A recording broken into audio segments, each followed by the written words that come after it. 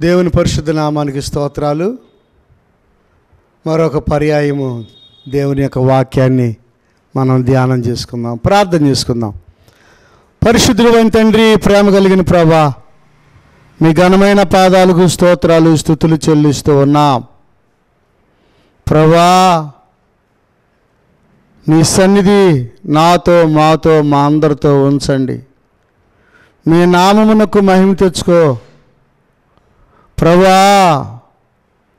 మా ప్రతి పనిలో జయము దయచేయండి అయా. శోధనలు తొలగించండి, కీడులు తొలగించండి ప్రభా. నీ వాక్యాన్ని ధ్యానిస్తూ ఉండగా నీ వాక్యపు వెలుగులో నన్ను మమ్ములను బ్లెస్ చేయమని, ఆత్మతో నడిపించమని, వినువారికి మేలుకరంగా దీవెనకరంగా చేయండి. ఈ చిన్న పరిచర్ను మీరుగా ఆశీర్వదించమని యేసు నామములో అడుగుచున్నాము తండ్రి, ఆమేన్.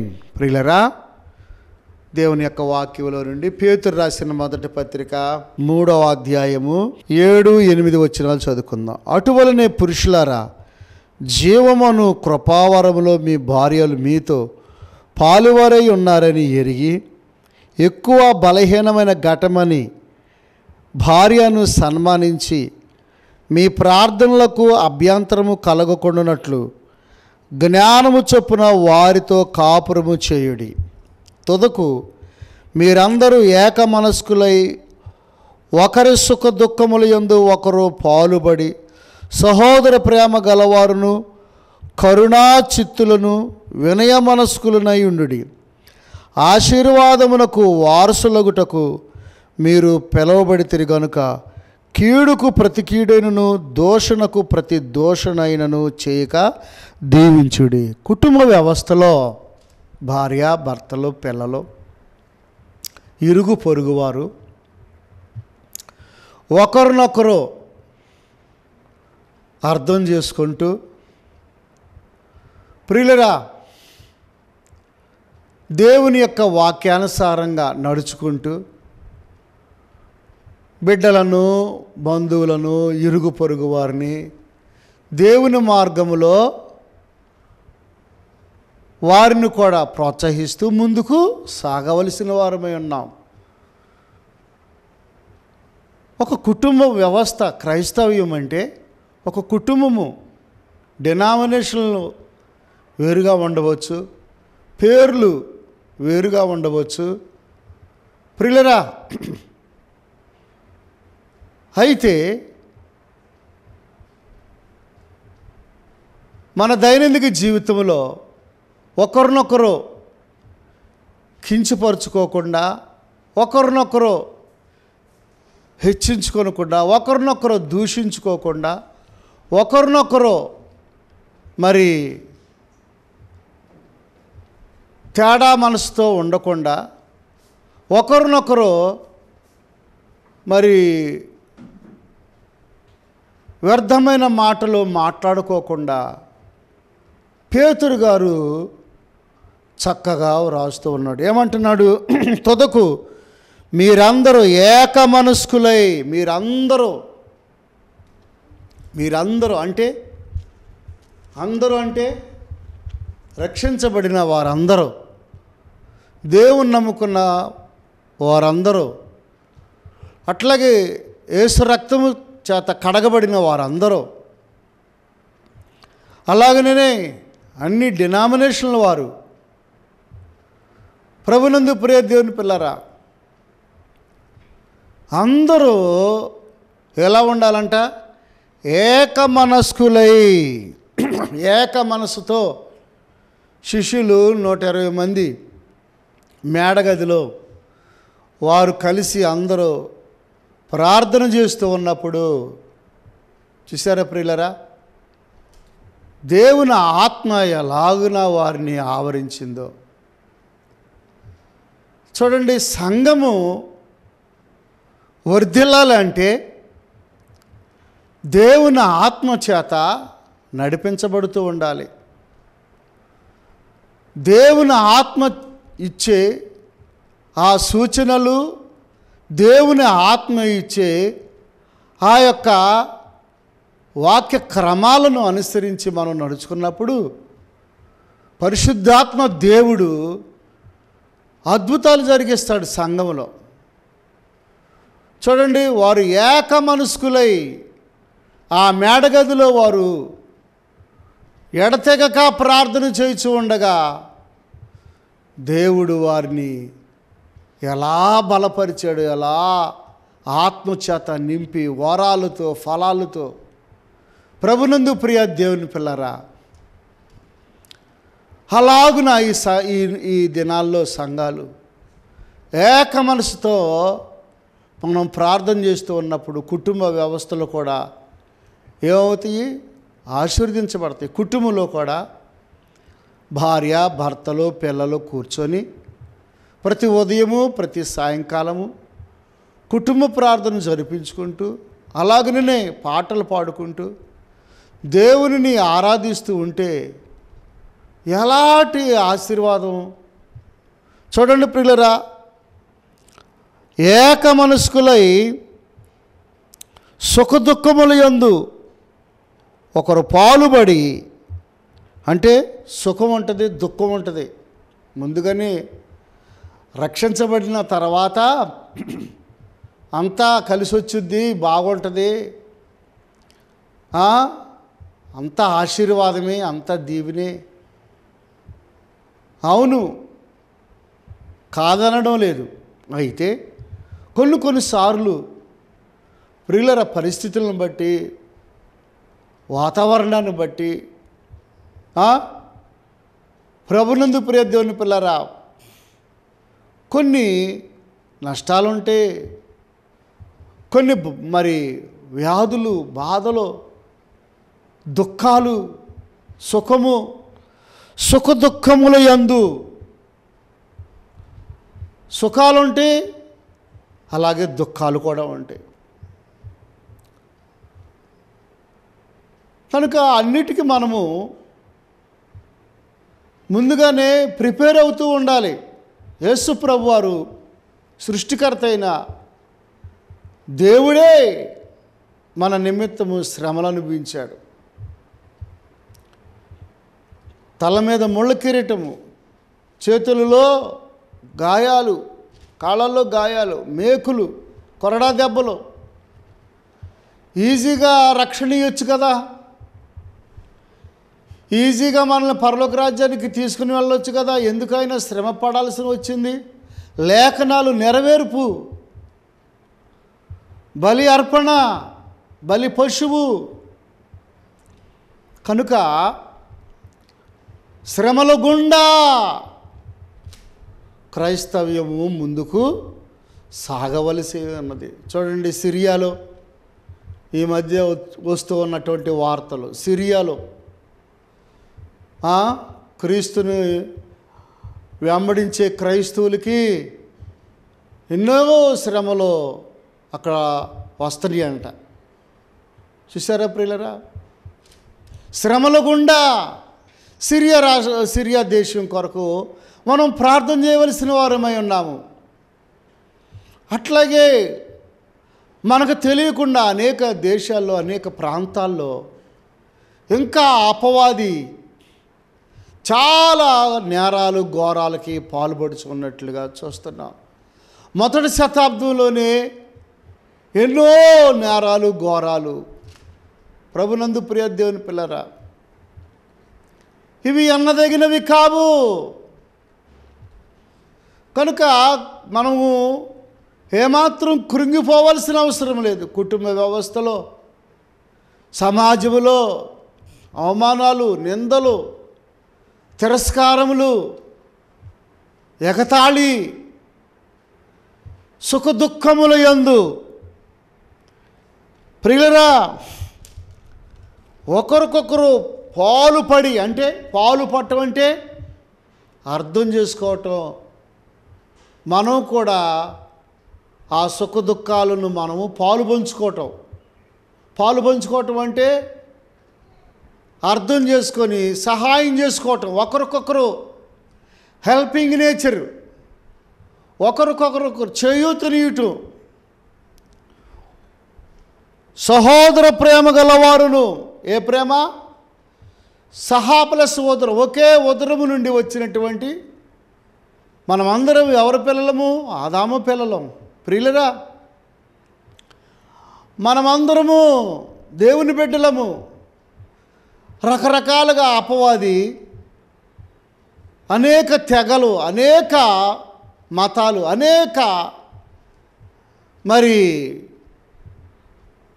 ఎన్నో తంత్రాలు మంత్రాలతో రకరకాలుగా అపవాది మానవుని యొక్క మనసును దోచుకొని ఒకరికొకరు కాకోకుండా ఒకళ్ళంటే మరొకళ్ళు ద్వేషంతో, ఒకళ్ళంటే ఒకళ్ళు మా మతం గొప్పది, మా మతం గొప్పది, మా మతం గొప్పది అన్నట్లుగా ఎన్నో రకరకాలుగా మనుషుల్లో ఈర్ష్య, అసూయ, ద్వేషము, కలహములు ఎన్నో రకాలుగా అపవాది ఏం చేస్తున్నాడు? గలిబిలి చేస్తున్నాడు.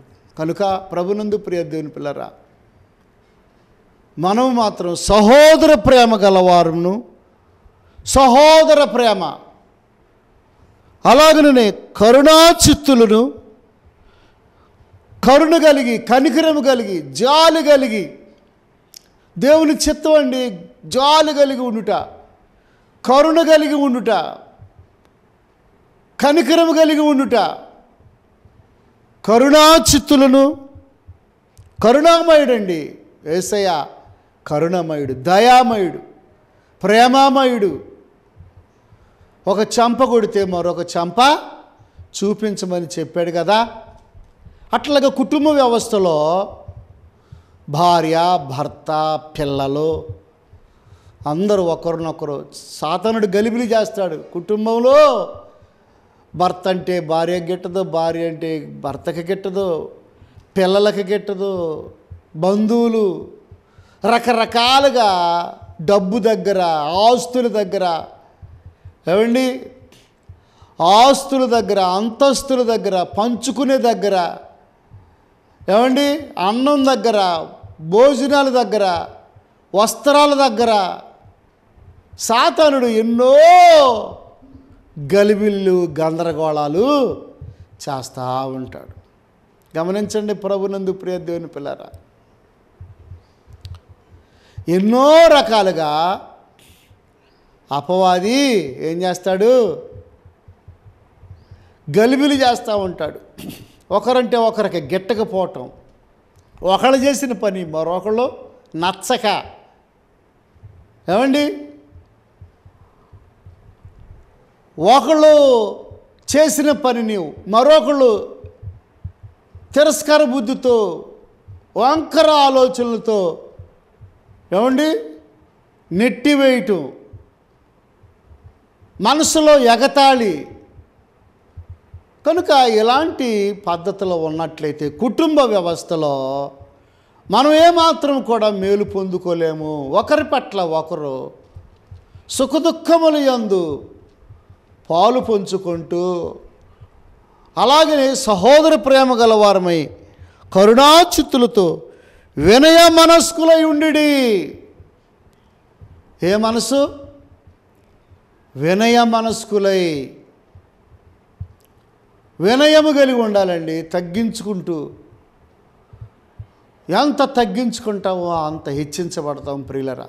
యోసేపు ఎంతో తగ్గించుకున్నాడు, దావీదు ఎంతో తగ్గించుకున్నాడు. వాళ్ళు ఏమండి చెడిపోయారా? ఎంత తగ్గించుకున్నారో. హేబేలు ఎంత తగ్గించుకున్నాడో. ప్రభునందు ప్రియ దేవుని పిల్లరా, మిషనరీలు అప్పుడప్పుడు యూట్యూబుల్లో, ఫేస్బుక్లో చూస్తూ ఉంటాం. ఎక్కడో సువార్త ప్రకటిస్తుంటే టపాటపామంట కొట్టేస్తున్నారు, తర్వాత దూషిస్తున్నారు, సువార్త ప్రకటించొద్దు అని అడ్డగిస్తున్నారు, ఆటంకపరుస్తూ ఉన్నారు. శత్రువైన సైతాను మనుషులలో దొరబడి దేవుని మాటలు వినకుండా, ప్రియులరా చెప్పనీయకుండా, వెళ్ళకుండా అడ్డుకొలుచూ ఉన్నారు. యేసుప్రభువారు ఏం చెప్పారు? సర్వలోకమునికి వెళ్ళి సర్వ సృష్టికి సువార్తను ప్రకటించండి. నమ్మి బాప్తిసం పొందినవాడు రక్షించబడును, నమ్మని వానికి శిక్ష విధించబడును. సువార్త. ప్రియులారా, దేవుని రాజ్యము సమీపముగా ఉన్నది. ఎక్కడ చూచినా టీవీల్లో, కోటాల్లో, మహాసభలు, పండుగలు, రకరకాలుగా దేవుని యొక్క వాక్యము ప్రకటించబడుచు ఉన్నది. దానిని ఎలాగైనా అడ్డుకోవాలని సాతానుడు ఎన్నో రకాలుగా ప్లాన్లు వేస్తూ ఉన్నాడు. అయినప్పటికీ ప్రియులారా, కడవరి దినాల్లో ఉన్నాం కనుక మనము కూడా వినయ మనస్కులతో ఎదుటి వారి పట్ల కరుణా చిత్తులతో ఏమండి సహోదర ప్రేమతో ఏం చేయాలి? మనము సువార్తను ప్రకటిస్తూ ఉండాలి. అట్లాగే ఆశీర్వాదమునకు వారసులగుటకు మీరు పిలువబడితిరి. ఆశీర్వాదమునకు వారసులగుటకు మీరు పిలువబడితిరి. దేనికి పిలువబడ్డామంట? ఆశీర్వాదమునకు. అవును, అబ్రహామును దేవుడు ఆశీర్వదించాడు. ఇస్సాకుని దేవుడు నూరంతలుగా ఆశీర్వదించాడు. ప్రియులరా, మనల్ని కూడా యేసు ప్రభువు ఆశీర్వదిస్తాడు, స్వస్థపరుస్తాడు, ఆరోగ్యం ఇస్తాడు, నెమ్మదిస్తాడు.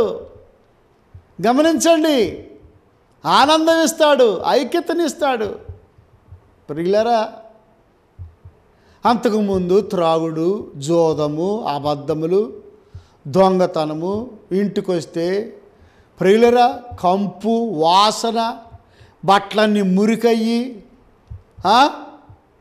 ఎక్కడో పడిపోయి మళ్ళీ నిన్ను తీసుకొచ్చి శుభ్రం చేసి ఏమండి డొంక రోడ్లో ఒక తెలిసిన సహోదరి ఉంది. ఎక్కడెక్కడో పడిపోతాడు భర్త తాగి. ఎంత చక్కగా ఏమండి ఆ సహోదరి మరి ప్రేమతో అన్నం కలిపి నోట్లో పెట్టుద్ది. అతడు భయంకరమైన వ్యక్తి, త్రాగుబోతు, కొడతాడు. కానీ దేవుడు ప్రభునందు ప్రియ దేవుని పిల్లరా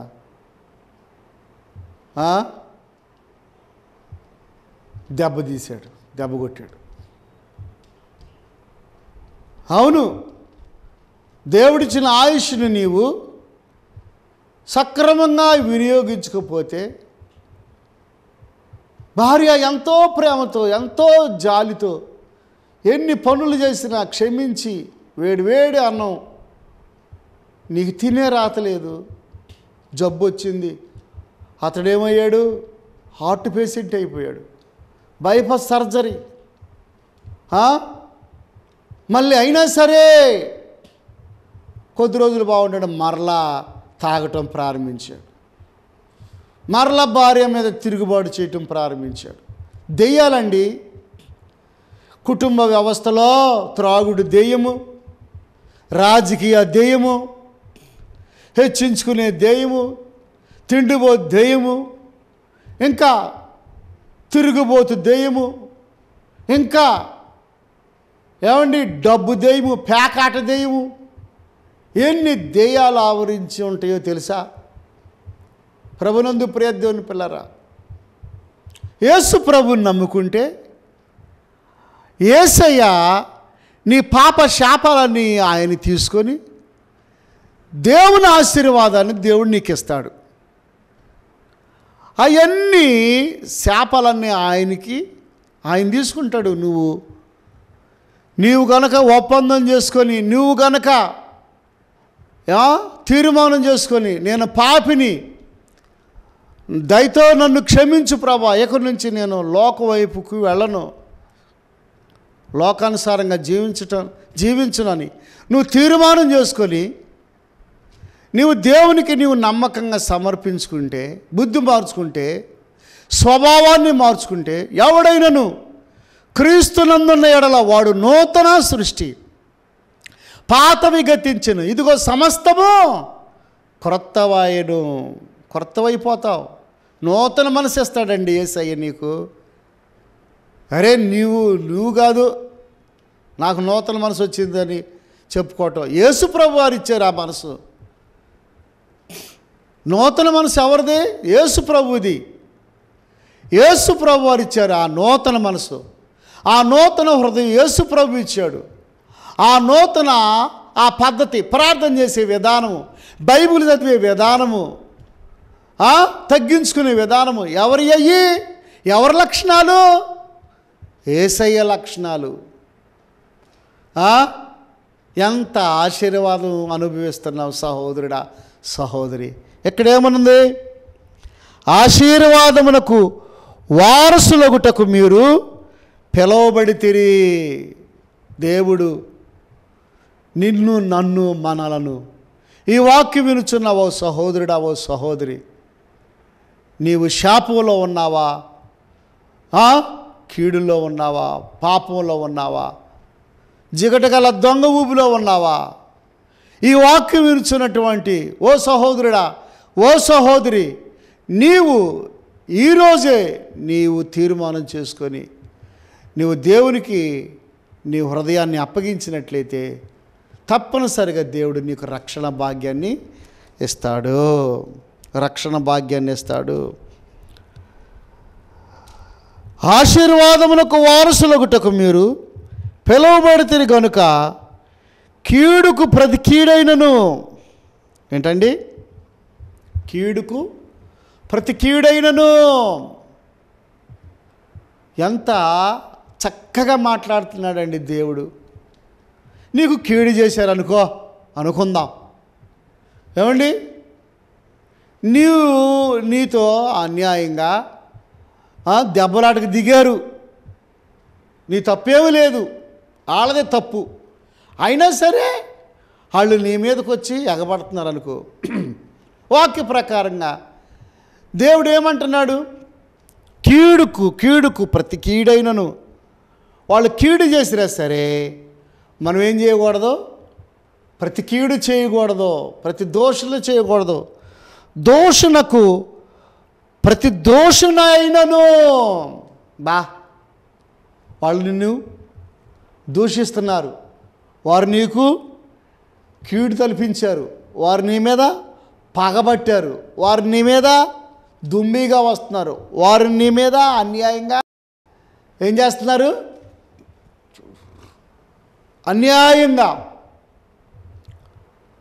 వ్యర్థమైన మాటలు పలుకుతున్నారు, బూతులు అంటున్నారు. అయినా సరే బైబిల్లో ఏముంది? కీడుకు ప్రతి కీడైనను, దోషునకు ప్రతి దోషనైనను చేయక. బాగా గమనించాలి ఈ మాట. చేయక అంటే అలాంటి తలంపులే ఉండకూడదండి మనకి, అలాంటి ఆలోచనే ఉండకూడదు. అలాంటి మన రక్తంలో కానీ, మన మనసులో కానీ, మన ఊహల్లో కానీ, మన ఉద్దేశాల్లో కానీ యేసుప్రభు వారు సిలువ మీద బాధపడుచు, యాతన పడుచు, రక్తాన్ని చిందిస్తూ ఏమని ప్రార్థన చేశాడు? తండ్రి, వీరేమి చేయుచున్నారో వీరెరుగరు కనుక వీరిని క్షమించు. అక్కడున్న వారిని, ప్రధాన యాజకులను, అక్కడున్న శాస్త్రులను, అక్కడున్నటువంటి సైనికులను, తీర్పు తీర్చిన వారిని, తండ్రి వీరేమి చేయుచున్నారో వీరు ఎరుగురు గనక ప్రార్థన చేశాడా లేదా? ఏమండి? అలాంటి ప్రార్థన మనము చేయాలా లేదా? మనము కూడా ఇతరులను మనం ఏం చేయాలి? క్షమించాలని దేవుడు నీతో నాతో మాట్లాడుతూ ఉన్నాడు. ఓ సహోదరుడా, ఓ సహోదరి, ఒకరు నిన్ను ఒక కుడి చెంప కొట్టినాడు, ఎడమ చెంప కొడితే కుడి చెంప తిప్పమన్నాడు దేవుడు. క్రియలు లేని విశ్వాసము మృతము. ఇంకేమన్నాడు? చేయక దోషులకు ప్రతి దోషనైనను చేయక అంటే ఏంటి? అలా నడుచుకోవద్దు. మరేమన్నాడు? దీవించుడి, దీవించుడి. బా ఎలాంటి మాట అండి! దీవిస్తున్నావా ఇతరులను? యేసు ప్రభువారు పునరుద్ధానుడై తిరిగి లేచెళ్ళేటప్పుడు యెరూషలేములో ఏమండి, ఆయన 2 చేతులు ఎత్తి వారిని ఆశీర్వదించి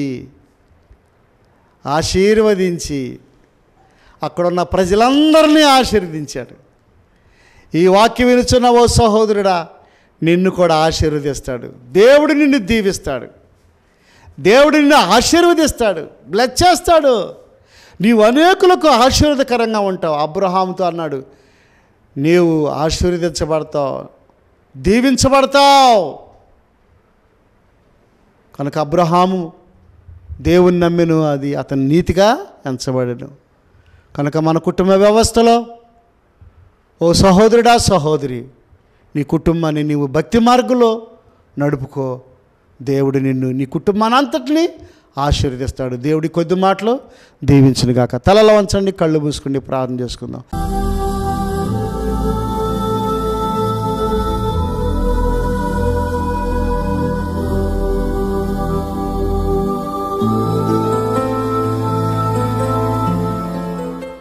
పరిశుద్ధుడైన తండ్రి, ప్రేమ కలిగిన ప్రభువా, నీ ఘనమైన పాదాలకు వేలాది వందనాలు, స్తోత్రాలు, స్తుతులు చెల్లిస్తూ ఉన్నాం.